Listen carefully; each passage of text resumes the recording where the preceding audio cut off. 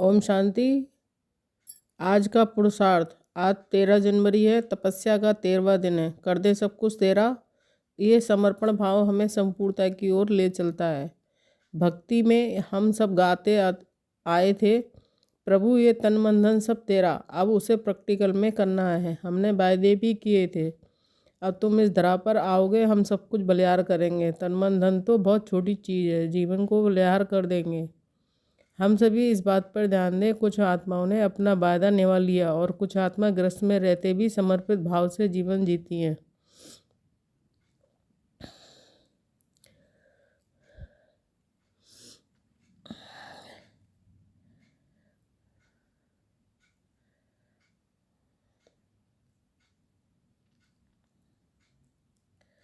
हमें समर्पण भाव बढ़ाना है। 8 चीज़ें विशेष रूप से तन मन धन और बुद्धि, ये 4 स्क्यूसेंस में ये फिर अर्पित करना है। देखे सब संबंध बाबा को। मेरापन जो कुछ भी है वह समर्पित, अपने समस्याएं समर्पित, बोझ और चिंताएं समर्पित, कर्म और कर्म के परिणाम को भी समर्पित। कर्म भी तेरे लिए और कर्म का जो भी परिणाम हो, अच्छा बुरा, लाभ हानि, सुख दुख, सब तुमको अर्पित। तो हम अपने पूर्ण कर्म जब बाबा को अर्पित करेंगे तो हमारे पूर्ण कर्म और अधिक पूर्ण कर्म बन जाएंगे, क्योंकि हमारे पूर्ण कर्मों पर बाबा की स्टैंप लग जाएगी। रोज़ सवेरे उठकर हम अपने को सच्चे मन से अर्पित किया करें। ये मन तुम्हारा है, तुम्हारे आज्ञा के बिना ये मन नहीं कहीं जाएगा। तुम हमारे हो, हम तुम्हारे हो। और एक बहुत सुंदर प्रैक्टिकल हो जाए, बाबा मेरा है। हमें नशा चढ़ जाए जो भगवान वो मेरा है। सोचो हम भगवान के बारे में क्या क्या सोचते थे, क्या क्या सुनते थे, हमें जानने की क्या क्या प्रयास करते थे।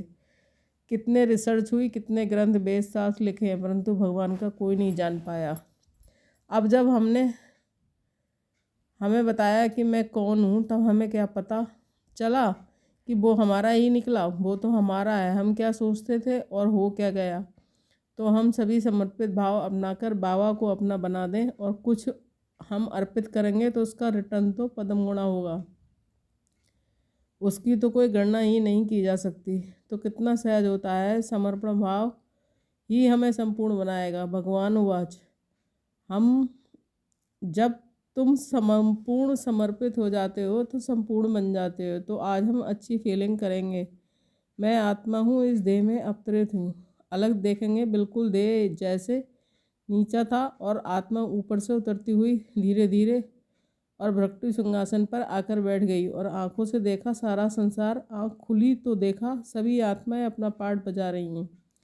कानों में आवाज़ आने लगी, मैं आत्मा कानों से सुनने लगी और फिर मुख से बोलकर उन्हें शांत करने लगी। प्रभु संदेश देने लगी, उनकी पीड़ा हरने लगी। तो मैं आत्मा इस देह में अवतार हूँ। और फिर अपना दिव्य कार्य करके आत्मा वापस चली गई, अपने धाम जा पहुँची, शांति धाम। तो मैंने इस देह में अवतार लिया, इस संसार में पुण्य की सरता बहाने के लिए, इस संसार को पावन बनाने के लिए, पुनः देवी स्वराज की स्थापना करने के लिए।